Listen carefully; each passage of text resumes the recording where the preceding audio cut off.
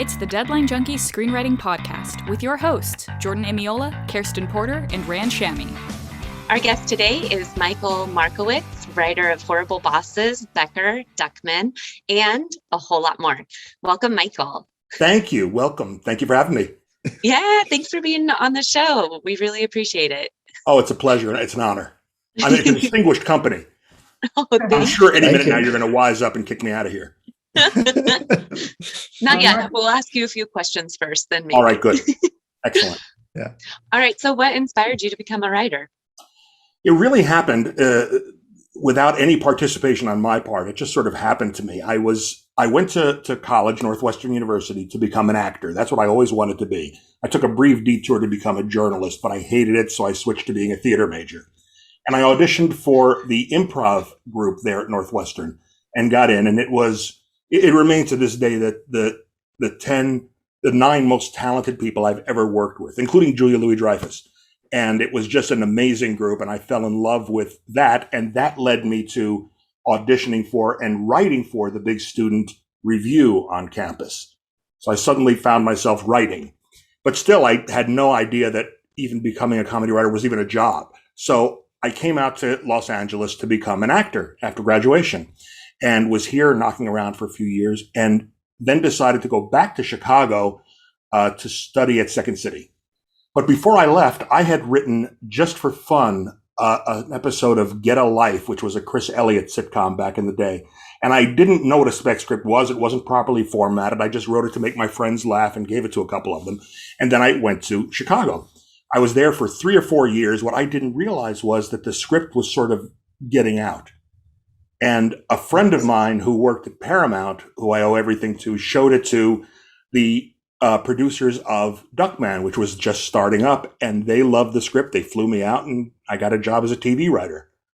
So completely accidentally. Completely accidentally. And to show how little I knew, I flew out for my interview. They flew me out and I came out and wore a suit and tie to my interview. Because what did I know? So no suit and tie. No suit and tie was ever needed again the rest of my life. And I was really, really lucky because Jeff Reno and Ron Osborne, the creators of DUCKMAN, who were also they were on Moonlighting. They were the showrunners the first year of The West Wing. They were they were just the right mentors for me. They believed in me so much and they gave me so much opportunity. And they didn't believe in writers' rooms. There were only 4 of us writing. And you would write your script. Everyone would give notes to Ron and Jeff, and then they would give you back the best of the notes, and you'd do your rewrite yourself. And you would do this till you had a great script. Then they taught you to direct your own actors, to do your own avid, to do your own mix. So as a result, I was able to go from being a staff writer season 1 to being one of the showrunners seasons 3 and 4. And it was tremendous. It was television school. I was so lucky. Then from there, after DUCKMAN ended, I went to real situation comedy. I went to work on Becker. And that's when I learned that when you're a real sitcom writer, you don't do anything. You just sit in a room all day. There's no avid, there's no mix. There's just, it's just 12 people coming up with ideas. So you didn't sit in a room at all for DUCKMAN? No. We would sit in a room when it was time to discuss and break stories. But after that, we were all just working on our individual stuff. And because there were so few writers, there were only 4 or 5 writers through the whole run of the show. We would do everything. I was at one point, working on the show, writing the show and working on, all of these other tasks for the show, but then also writing columns as DUCKMAN, doing online. We were the first show to do online chats every week after the show aired. So I was doing that and we were writing all the publicity materials, all the promotional materials. We just did. It was an amazing experience. You learned to be a writer, producer, showrunner, marketer. Exactly. And then I went to the world of real sitcoms where I became a lunch orderer. Were you also writing movies when you were on staff? No, I worked at Paramount between DUCKMAN and Becker and then a couple other shows. I was there for 12 years. And after a while, you get tired of being in a writer's room when you're in one for that long because it can be at times like you're a zoo animal and just every day they just throw food in the door in styrofoam trays and, leave you locked up. And so I thought, well, I could try writing a movie. And I'd never written a movie. I'd never actually read a movie script, but I wrote Horrible Bosses. It took about 3 weeks, and then it sold in a couple of days. And then Frank Oz came on to direct, and I thought, boy, making movies is easy. Wow. Well, it took 7 years to get Horrible Bosses made, but it was still a great experience. But that was a great experience too, because it took all that time. And during that time, and I now realize how lucky I was, during those 7 years, I was the only writer on the movie up until the last pass. So it was great because I got to participate all the way through. It was bad because I wrote every conceivable version of Horrible Bosses during that time. And what they ended up doing was essentially going back to much of what was in the first draft. After I worked with Frank Oz for a year on the script. And then what we came up with together was what they ultimately sort of based it on. And that was film school education in itself, to work with Frank Oz. I mean, that was just incredible. So it went through a lot of directors, a lot of stars. It was a long time. The studio changed hands. It was amazing. It was a real experience. Every time a star would be interested, the studio would say, oh, you've got to write a version just for this star. And they would say, write it, and they give me all the notes, and I'd write the version for that star. And then the star would get the script and go, well, this isn't a script I liked. And we'd be on to the next star. It was a great schooling. Wow. How many drafts do you think you wrote, and what was the inspiration? I would say I wrote easily 30 or 40 drafts during that time. Every conceivable way it could go. But it was fun. It was a great way to, but then what happened was, and having said one day, well, let me write a movie, and I wrote a movie and it sold. So now I'm a screenwriter, but I don't know anything about screenwriting. So when people are talking to me about act structure and all of this, I'm like, I have no idea what they're saying. So I'm buying books and reading them and trying to figure out what it is. And I realized if I had read any of those books before I wrote Horrible Bosses, I never would have written it. Because why would I write a movie with 3 good guys and 4 bad guys if I knew anything about structure? It's just crazy. Yeah, speaking of the cast, I mean, it has such, an excellent cast. What was your involvement in the casting process? My involvement was nothing. I have nothing to do with that cast. Other than that, when I wrote the movie, you always write a movie with actors in mind. And I wrote it with Jennifer Aniston and Jason Bateman as the actors in mind for those roles, but they didn't know that. I guess I put it out there in the universe. But no, I was delighted by who they got. We went through a lot of casts, and the one that ended up doing it was, I think, the best possible one. And the director was incredible. And when you write, I'm a big fan of time wasting in scripts. I think when we talk to each other, we waste a lot of time. We don't stay on topic. But in TV and movies, they insist you stay on topic. I hate that. And what I loved about what they did is you cut out all the stuff that wastes time when you're doing the script because you need pages out. But then those actors improvised so much time wasting. They were amazing. It was exactly the sound I wanted it to have. It was great. I unfortunately broke my leg right when filming started. What? Which was typically clever of me. So I didn't get to visit the set until the very last day. Wow. On that last day, they were shooting one of my favorite scenes in the movie. And it was pretty much as it was in the original script. And it was just a pleasure to see that come to life right in front of my eyes. It was like a Hollywood fantasy right there. Which scene was that? I don't know if you remember the movie, but there's a scene where they confront Kevin Spacey in his home and they're wearing a wire. Yep. But Jason Sudeikis has left the room with the recorder and is not there. Yeah. I love that scene. This sounds immodest to say. I love that scene. I'm brilliant. We need to do that more. Yeah. You said you wrote the first draft in 3 weeks. So, how did you come up with those creative schemes? Did you dedicate 3 weeks to just being locked in a room? No, I wrote it. It sounds like such a cliche, but I wrote it at Starbucks. And I'm not giving them any share of the profits, but what it started was I based the movie. If it was based on anything, most reviewers got it 100% wrong. They said, "Oh, it's based on Strangers on a Train," which of course it isn't. There's one scene where they mention Strangers on a Train, but it's actually inspired by Ruthless People, which is one of my favorite movies. And the title Horrible Bosses is meant to emulate Ruthless People. And I love Ruthless People was back in the 80s in the heyday of the R-rated comedy, which I really missed. And I wrote Horrible Bosses before Wedding Crashers came out. There were no R-rated comedies, and I really missed the crude comedy that I loved in the 80s. So I wanted to write, when you work on a television show and you're in a room and you're pitching jokes, the first joke you pitch, everyone loves because it's the rudest possible joke. And everyone laughs and goes, God, if only we could do that. And then we go on to pitch the real jokes we're going to use. And I wanted to see if I could write a script where I used only that first joke.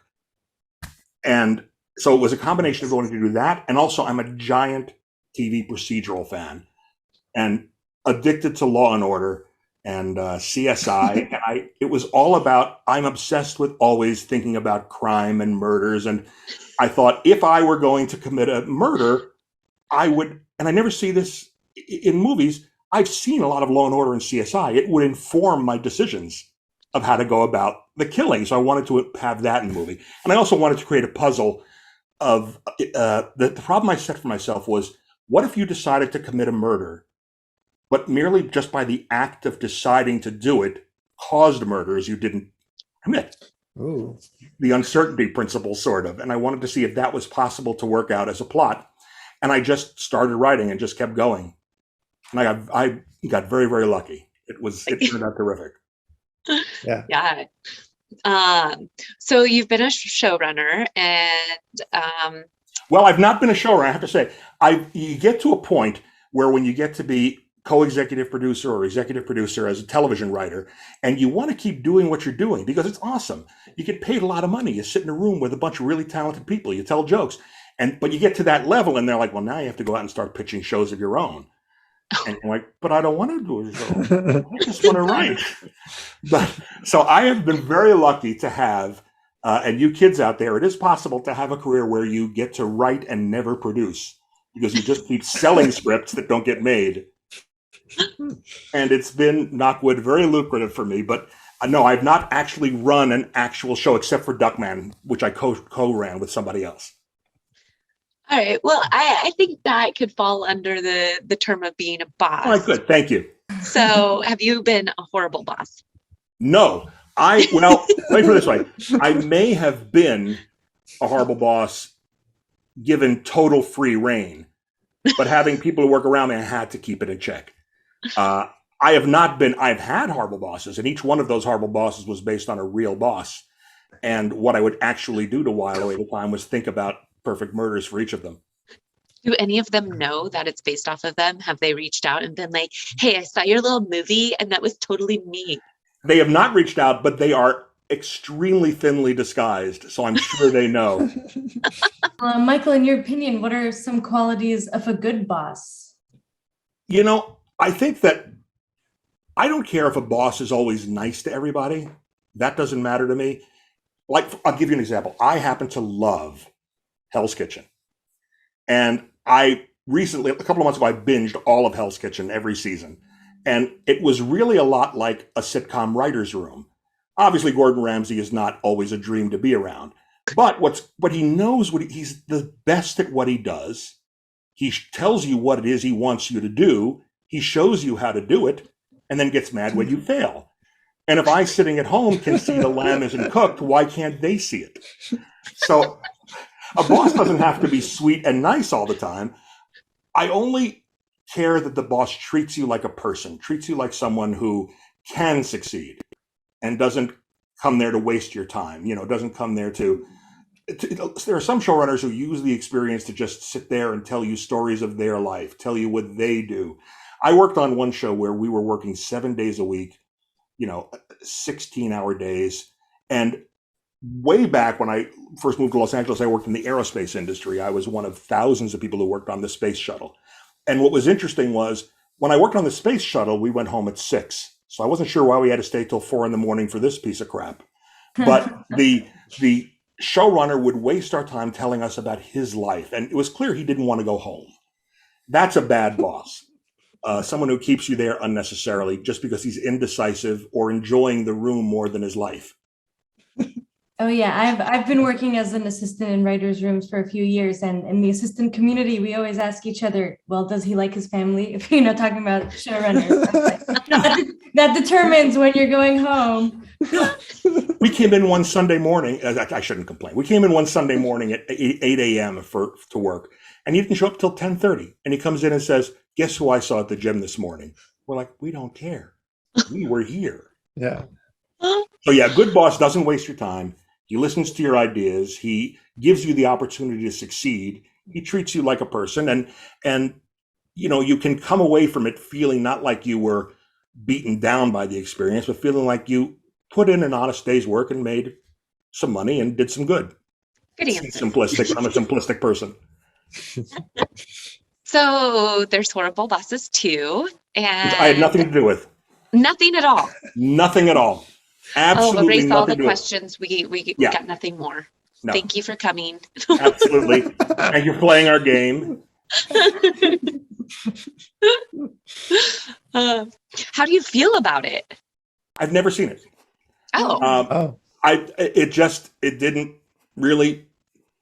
It didn't sound very good. Once I found out there was never going to be a 3, I said, well, then why do I need to see 2? The best is, it's much harsher than I would use for Horrible Bosses 2, but the best was when Zucker, Abrams, and Zucker were asked why they never saw Airplane 2, which they had nothing to do with. One of them said, well, if your daughter became a stripper, would you go watch her work? Fair enough. Yeah. It's a fair point. I don't feel that strongly about Horrible Bosses 2, obviously, but a lot of talented people went into making it, and I had high hopes for it, but it just didn't seem to succeed with people. I mean, don't you think possibly one day there might be a Horrible Bosses 3? I hope so. I mean, I think I've always thought it'd make a great TV series. That's what I was thinking. Yeah. And I thought it would be a great international TV series because it was unexpectedly popular in other countries. It was not anticipated that it would do well in other countries because, workplace comedies don't usually do. But it caught a moment when there was, right before it came out, there were all these stories from France of people locking their bosses in their offices out of revenge. And in Australia, there were tales of workplace violence. And so it sort of caught a moment when people were just fed up with their bosses. Yeah. And it brings up a point that it's always interesting. When there were a couple of people, everyone got this all along the way. Everyone said, oh my God, yeah, I see this. But there were just a couple of people who said, will the audience buy that they want to kill their bosses? And I always thought, well, first of all, obviously, yes, everyone understands that impulse. Everyone who's ever had a bad job. But there's something else too, which is, and I think this is a problem with some notes, is they always want to say, will the audience buy it? Will the audience buy it? The audience saw a commercial that said, hey guys, let's kill our bosses.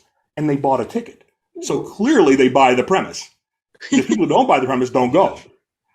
And it's why whenever you see a heist movie, the first half hour is spent explaining why Nicolas Cage has to steal the cars or the art or the money. It's because they kidnapped a family member and they'll kill that person if he doesn't. And you're sitting there going, honestly, just start heisting. I'm here to see Nicolas Cage steal stuff. Just get to it. Yeah. Well, it sounds like you need to write the Horrible Bosses pilot and sell it in 3 weeks.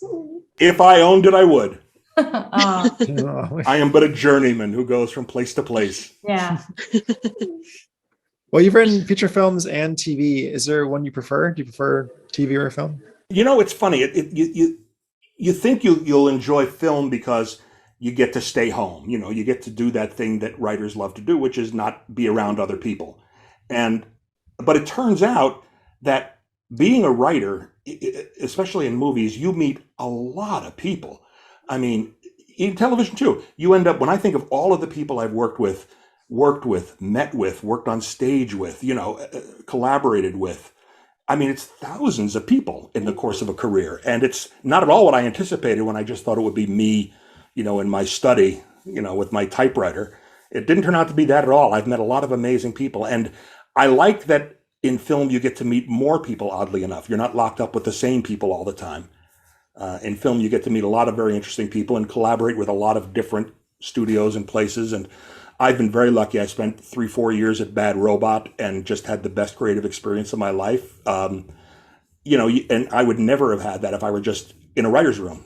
A lot to be said for a writer's room, though. Would you say that your experience with DUCKMAN was more similar to movie writing or TV writing?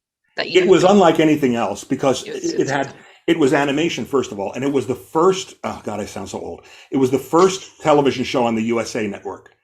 So as a result, they let us do pretty much what we wanted.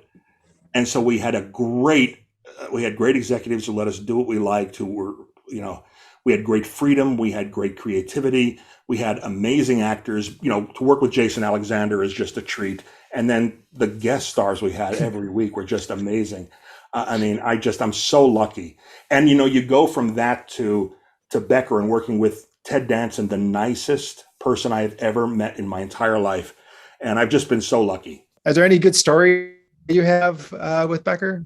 Just, we had an amazing writer's room. It was all stars. Matt Weiner, who created Mad Men, was on staff at Becker. Just hysterically funny. And Dana Klein and Kate Angelo and a whole bunch of Russ Woody, a whole bunch of really great writers. And as fun as the show was, it felt like we all got to sort of hit doubles instead of home runs. And then Ted Danson would go out and sell the hell out of them. So I feel like we could have done better. We were very lucky to have him. And casting, that's an example where casting is so ideal, because Becker was sort of a cranky, non-PC sort of character. But when you have Ted Danson, he's extremely likable. And it's a good rule for writers, especially, I think, to navigate even today when it's harder to do offensive material. If your character is going to be offensive, make sure the character is either likable or the actor is likable, or both. And if the joke is really going to be offensive, make sure it's at the character's expense. So if you think I always think of the beginning of Ghostbusters. Bill Murray is introduced to us scamming a girl who's 15 years younger than he is, and randomly electrocuting a kid who has done nothing wrong but just sit there. And any other actor, we would hate that guy, but it's Bill Murray. It's the opposite of Save the Cat. We love him. I spoke to a bunch of students a few years ago, and I showed them a clip from Ruthless People. There's a scene at the beginning of the movie where Danny DeVito is talking to his mistress about his wife, Bette Midler, who he hates. And he's saying, I want to kill her. I hate everything about her. He says the great line, I hate the way she licks stamps. And he's describing how he takes a napkin and he twists it. He says, I wish I could strangle her. I want it to be hands-on. And it's a great scene. And I said to the students, I said, now imagine if it weren't Danny DeVito. Imagine if it were James Woods. Well, now it's not funny at all. And imagine if he weren't talking about Bette Midler. Imagine if he were talking about Naomi Watts. Well, now I'm not laughing either. So it's really important. You can do anything you want if you have the right character and the right actor. That frees you up to do a lot of things you might not do otherwise. That's my word of wisdom. It's a good word. Thank you. I should give credit to Dale Launer. Zucker, Abrams, and Zucker directed Ruthless People, and Dale Launer is the author of the screenplay. For DUCKMAN, that's based on a comic, right? Yes, it was a Dark Horse comic book by Everett Peck. He created the characters. Oh, so how is that, writing a comic into a TV show? Well, the comic existed before the TV show was created. So Reno and Osborne took the comic book characters and they formed them into a TV show and wrote a pilot. And that's what sold. And then they brought on the writers. And so we had these great characters that Everett had created and then had been fleshed out into TV characters by Reno and Osborne. But then we were able to say, I'd like to do a musical number. I'd like to, have an episode that just breaks format. We just got to play around and experiment a lot. We had a lot of fun, and we always did something that made us laugh. So our core audience, which back then was very small, but today would be a very big audience, liked it. Nice. And what is the difference writing for animation versus live action? Well, for one thing, for live action, you get to change a lot on the fly. For a live action multi-camera sitcom, you're on the floor. And if a joke doesn't work, you've already written the script several times during the course of the week, but by the time you get to the floor, if a joke doesn't work, all the writers huddle and come up with new jokes. When you do animation, you have to trust it. You do it and it's going to hit the air in 9 or 10 months. Back then, it wasn't computerized, it was hand-drawn animation. So it was a long time waiting to see if it worked or not. And then it would air and you'd hope, boy, I hope I made the right decision 10 months ago on this. Did you ever stay awake at night just thinking I should have done that instead of that one, but I won't 100%. Know for another. The only time we ever had, we had a joke about a celebrity, and a couple of weeks before the show was to air, that celebrity tragically died.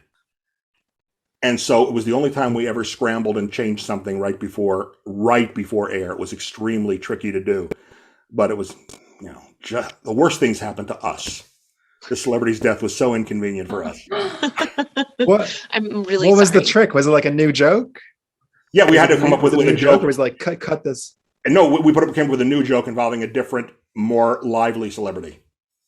Did you have More to redo vivacious. the drawing, or could you pretty much? It had to match roughly the same amount of time. It's very hard to do animation because what happens is you get the animation back and it's always terrible because at that time it was done by a Korean studio who that week, let's say Disney sent them a whole bunch of stuff to animate, and we would get the worst animators they had. So we would get back footage that made no sense at all. And so you only have a limited amount of budget to say, no, you got to do this over again. And what you can't do over, you have to make fit. So you end up trying to build, you try to build 32 frames into a second that you can match to a lip movement. It's all very complicated, but it's a fun puzzle. And you can be really proud of the result when it comes out. And I'm very proud that an episode of DUCKMAN that I did was the first ever TVMA animation. Oh, wow. Wow. My career in offensiveness is guaranteed. Nice. Well done. Yeah. My legacy. I hate to inform you that the process of animation these days is pretty much exactly the same as you described it. Really? Yes. That's so disappointing. Nothing has changed. Come on, folks. Come on. Amazon has a robot dog, and we can't come up with a better way of doing animation? Oh, yeah. Oh, come on, America. Next century, maybe. And I don't mean to sneer at the Korean animators who were kind enough to do the art for us. I'm sure they did their best. Now I feel guilty about animators from 25 years ago. No, I'm sure you know this, but they get paid per frame. So if it's a frame with like 1,000 things in it, or if it's like a circle, they will allocate the same amount of time to drawing both those things because it's the same money. Interesting. It always made me wonder why, and this happened quite a bit, Duckman's bill would come walking across the room without Duckman. And I'd think, really? No one noticed this? And you just write a scene about him being invisible. No, that's where you spend your money. Invisible Duckman. Hold on just a second. We always pray that Duckman will come back. We always pray that it is the only 90s animated show that is not coming back. And we always are like, come on, man, Duckman, bring us back. We're ready. It's so funny that everybody who worked on it has this passion, and we still love the character. Jason Alexander would love to do it again. We just keep waiting for the call. Well, once they hear this podcast, it will have a Netflix special. That is why I'm here. That is my shameless plug. Oh, yeah. All about DUCKMAN. I'm here to beg. Awesome. What was your experience on Kelsey Grammer Presents the Sketch Show? It was extremely limited. I was hired by the show to go to England and do the show with them. And naturally, I couldn't go. So I worked entirely remotely. Again, pioneering, working remotely. So I did not my dream is to work in England. I did not get to do it. But I only, polished sketches, wrote some other sketches, sent them in. It was just a very limited thing. In that situation, could you be like, I bought my own ticket. I'm going. Bye-bye. I could have, but there was something I had to tend to here in Los Angeles. I couldn't be away. Believe me, I would have loved it. A free trip to England would have been just perfect. And I had worked with Kelsey. He produced another show I worked on. He was very, very nice. He's a very kind man. Well, I have a question for you. Do you have a writing routine or habit? And also you mentioned a writing partner. Do you work together all the time, sometimes? And what's that workflow? Well, this is the amazing miracle of my life, because I worked alone for 25, 28 years. And after a while, you get to where, you start to get a little tired and you think, have I written my last word, And then I finally got smart, and I realized that my best friend, Mary Gallagher, who's an amazing stand-up comic, well, why don't I just write with Mary? We're together all the time. So we write together now. We've been writing together for 2 years now, and we're working on a couple of projects, and we have a couple of things that are working that we're really proud of. And she's just incredible. And she inspires me so much. She is, when she, about 3 years ago, she'd been a stand-up for years. And 3 years ago, she said to me, in 6 months, I'm going to be on Colbert. And I was like, oh, good luck with that.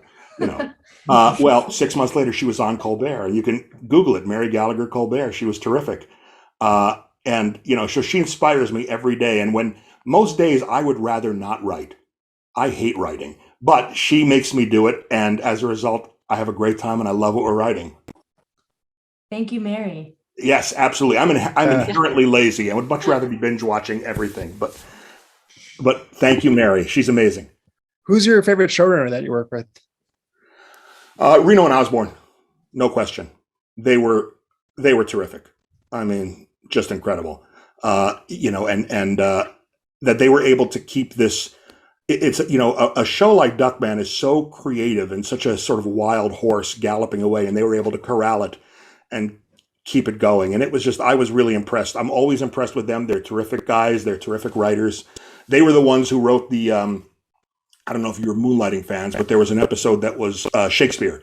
It was all in iambic pentameter. It was the Taming of the Shrew, and it was just, it's historic. And they're just incredible writers and incredible showrunners, and taught me much of what I know. Well, you already gave us wonderful word of wisdom, but do you have some more? Anything that's like your favorite advice to give anyone? Well, I was lucky growing up that there were always, my house growing up was full of books, and I read a lot. And my best advice is read a lot, watch a lot of television, watch a lot of movies, get to know the flavor of words, the way they taste in your mouth, the way they sound on your ears, and get to know the sound of television.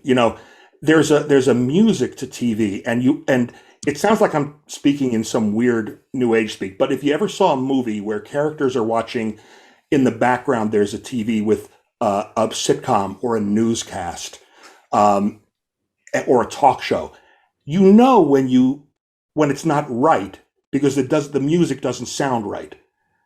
And that's the music of television. That's the sound of TV. And you can break that format. There are shows, of course, that break that format. But if you're going to work in the traditional forms like multi-camera, get to know how television sounds. And then you're in a better position to break that music, come up with new tunes and new rhythms.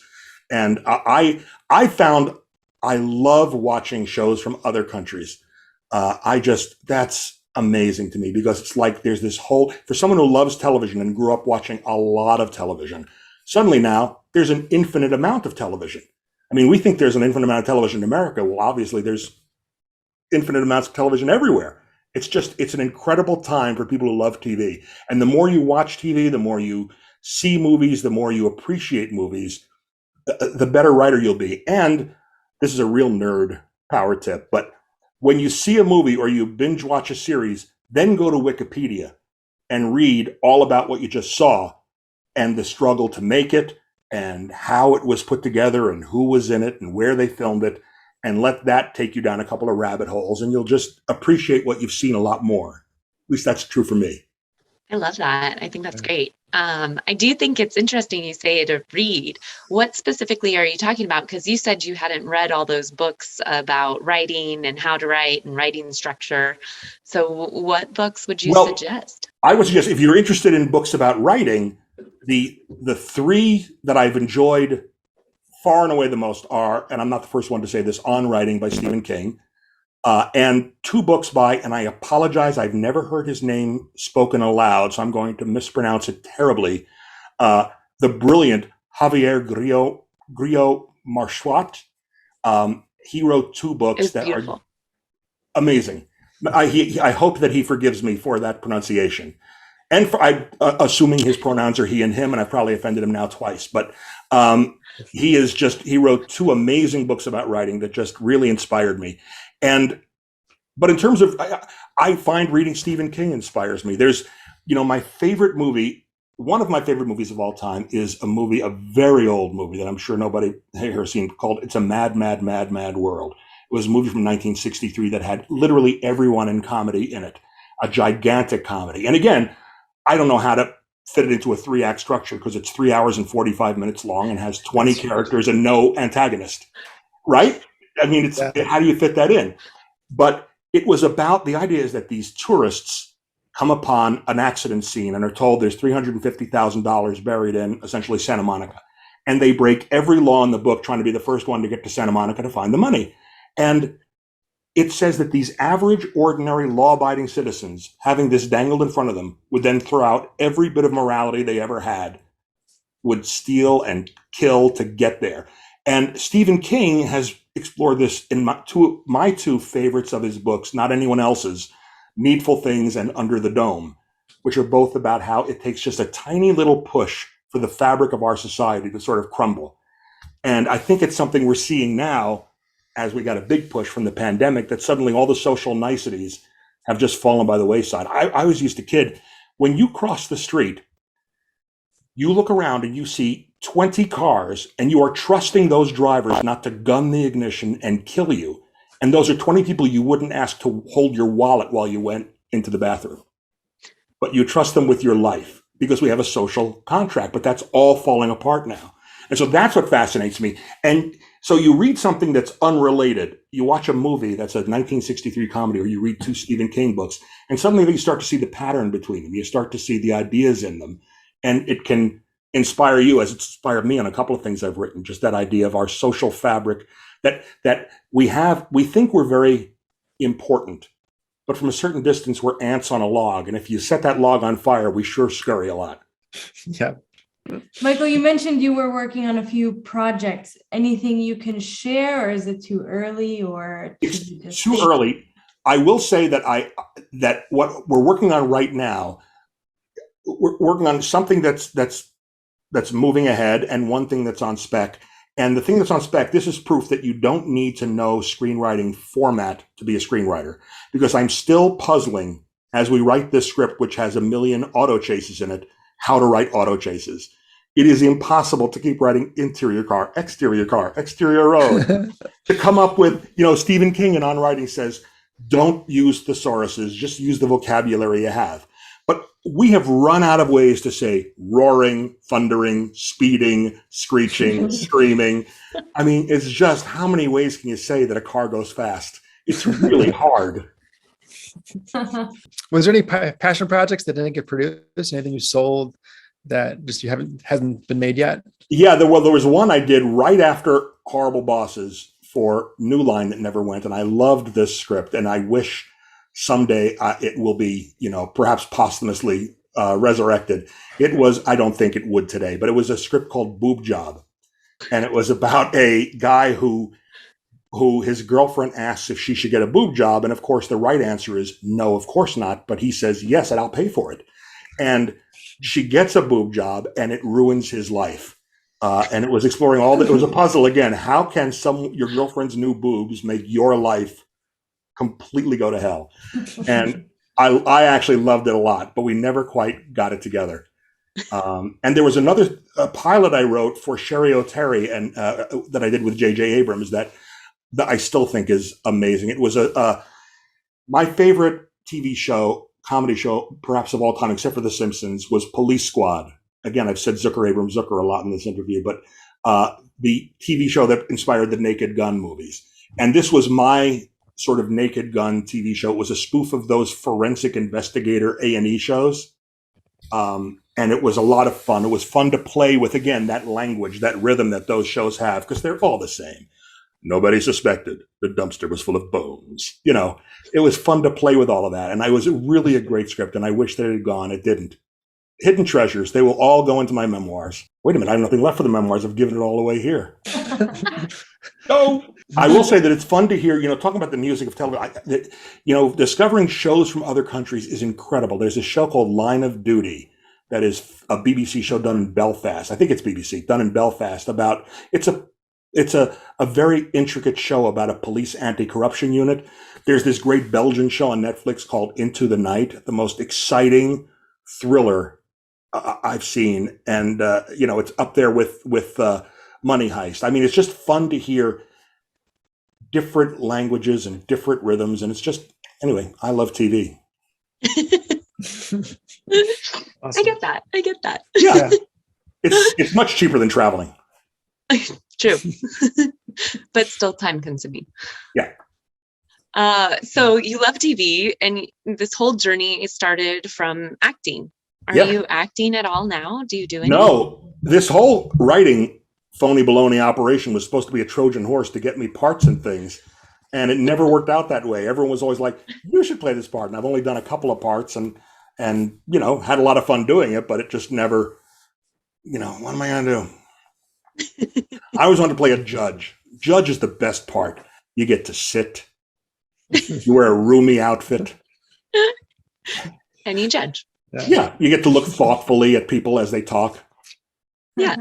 I would love to be a judge on Law and Order. That'd be awesome. All right. Be back and I'm ready. So we have DUCKMAN coming back, Boob Job that we're Boob going to job will have be, made. yeah, I'm sure Boob Job will go over big today. Yep. You'll be a judge in Boob Job or That's right. DUCKMAN. That's One right. of those. See? Absolutely. I have high hopes. I have dreams. Don't limit me. Never. We'd never. I have wings and I can fly. Michael, our last question for you tonight. Roll the marbles. What shows are you watching now that you'd recommend, and or what are your favorite shows of all time? All right. Well, I've discussed the couple that I watched. Yeah. Day one, I watched Squid Game, and of course, love that. And I love Into the Night. I love Line of Duty. Love Money Heist. My favorite shows of all time are. I don't watch a lot of comedy because after the great comedies of The Office, Seinfeld, 30 Rock, Parks and Rec, everything but The Simpsons just doesn't sort of work for me anymore. The Simpsons still works for me. I'm a Simpsons fan who still watches The Simpsons. Wow. People are like, oh, I'm a Simpsons fan too. I go, yeah, I still watch it. Like, really? Not sure how you can say you're a Simpsons fan. I haven't watched it in 20 years, but okay. I love The Simpsons. I love reality television. Right now, I'm binging old Survivor seasons. I love, there's a certain kind of, I love Amazing Race. There's a lot to recommend on television. I love British procedurals. Ooh, give us one. Well, this Line of Duty is incredible. It Yes. has a different arc every year, and then they sort of all add up. It's incredible. And there's a great sitcom that people might not have heard of from a few years ago, 10 years ago, with Hugh Bonneville from Downton Abbey and Olivia Colman, narrated by David Tennant. It's a show called 2012. The words 20 and 12. It was like The Office, a documentary about the people putting together the London Olympics for 2012 and all the headaches and problems they run into. It's really funny. And they did 2 seasons of it. And then they did a spin-off series called W1A, which is the postal code for the BBC, about the people working then at the BBC and all the nightmares they go through. If you like The Office UK, I recommend those highly. Good. Now I have shows to watch. Thank you. Yeah. My big problem is I can't watch shows when shows come out, I can't watch them if they come out week to week. I have to wait until they're all out and then sit down and watch them in one big gulp. I can finally watch Ted Lasso now because it's all out. A great way to consume. Right. Yeah. So Vinity's done. And then there's shows that aren't meant to be watched in one sitting, but I still do. Like Handmaid's Tale is not meant to be watched 3 seasons in one sitting, but I did. And You watched that all in a row, and you didn't have a midlife or whole life crisis. no, well, the worst was when I watched, I can't believe I'm admitting this, but I watched 20 seasons of Law and Order SVU all in a row. And I was afraid to go out of the house. There was a pervert behind every bush as far as I was concerned. But when you watch Handmaid's Tale all in a row like that, you realize she is a brilliant, brilliant actress and is giving the performance of her lifetime. But Elizabeth Moss waits for every line about 30 seconds. Someone says something to her. She waits. She stares. She turns. She walks. She answers. Then they say something else. She waits, turns. And it's not meant to be watched one after another, so you wouldn't ordinarily notice that. Right. I actually also couldn't leave my house after 9 seasons of Criminal Minds. Criminal Minds, man. I'm telling you, I wish I could tap into. They came up with so many ways to torture women that would never occur. I don't know how you even access that part of your mind that comes up with all those awful things they do to women on that show. And don't you find when you watch, now it's no longer on, but when you watch Criminal Minds, I'm hot take, I don't like Garcia because there's a woman who's in a pit and the acid is filling the pit up to her knees. And Garcia is like, "You've reached the digital princess of all technology. Please do my bidding." And I'm like, Garcia, let's get to it. The woman's life at stake, right? She's always got a lot of quips going, but someone's life is in danger. Could we get a move on? Yeah, good point. But that is I really was addicted to that show. And my favorite CSI was CSI Miami. So that tells you a little bit about me. Is that one still going, or are they still making that? No, they stop all of them? Sadly, no. But it was like opera. The others were TV. That was opera. It was grand. When you watch that back to back, you'll notice the main guy always does, whenever he has anything, he does a look with his glasses, then he'll pull his glasses down and look over his glasses and then deliver the line. Oh, there is a great supercut of all of those put together that you can find on YouTube. It is amazing. And I wrote a CSI Miami scene into the first draft of Horrible Bosses, hoping for a David Caruso cameo. And it was indeed that very sort of moment. Someone was murdered doing Our Town at a community theater. And a cop says, and they're on the stage and the guy's lying there and a cop says, "They do this play all the time." And he went, "And now it's been done to death."